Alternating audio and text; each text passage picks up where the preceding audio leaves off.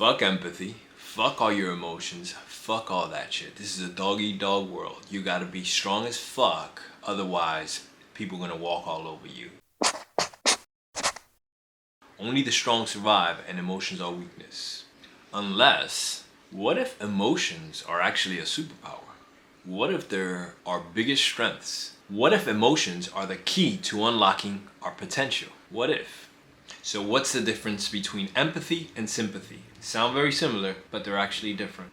Sympathy is when I feel something for you. I feel bad for you. I feel good for you, right? These are the emotions that still have me separate from you and have my actions directed towards you. So I'm feeling something for you. Not I'm feeling the same thing as you, or I can see the perspective as you.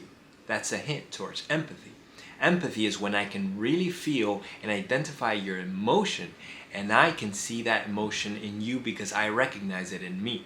It's also about seeing the perspective that you hold. This is how you're viewing the situation and how you see yourself in the world. We'll go into the different types of empathy, but as long as we understand that subtle difference between empathy and sympathy allows us to relate to each other very differently. It's not one is better than the other, because empathy without sympathy is dangerous. Sympathy without empathy is assumptive.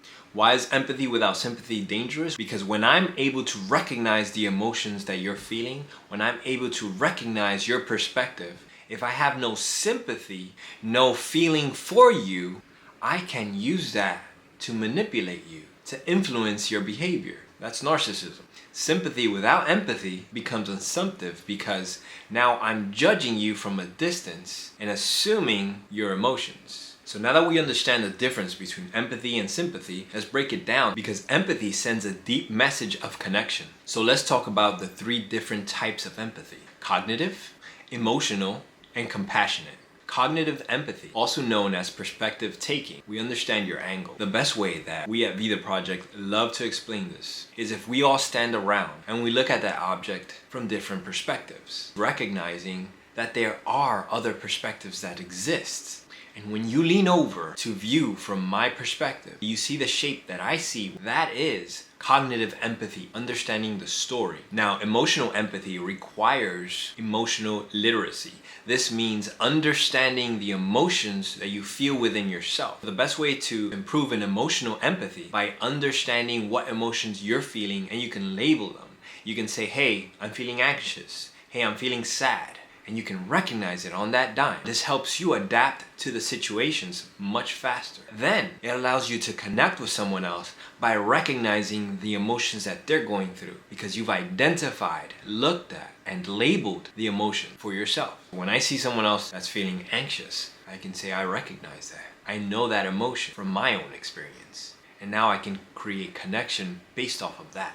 Though I must warn, there is a line that can get blurred. So understanding your boundaries, understanding where your emotions begin and end, and where someone else's emotions begin and end. Because that can be challenging, in which you don't know if this is an emotion that you're feeling or this is an emotion that they're feeling.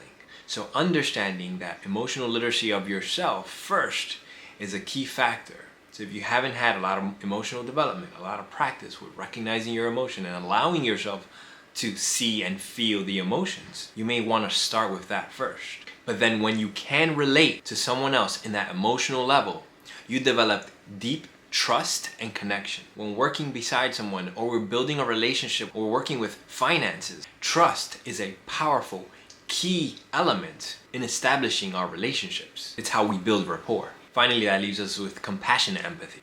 And this is when we take that cognitive empathy, that emotional empathy, and tie it up with a neat bow made out of sympathy. And we're able to recognize what the person is feeling, why they're feeling, the story behind what they're feeling, and their perspective. And with that, can come together to help them find a solution. Whether that solution is just support, lending an ear, or whether it's taking an action. That decision of what needs to be done is based off of that cognitive empathy of what you understand. But be careful to jumping into compassionate empathy too soon, because a lot of times we jump into problem solving without understanding enough about the emotions or the backstory. And what happens with that is that the person ends up feeling unheard and unseen.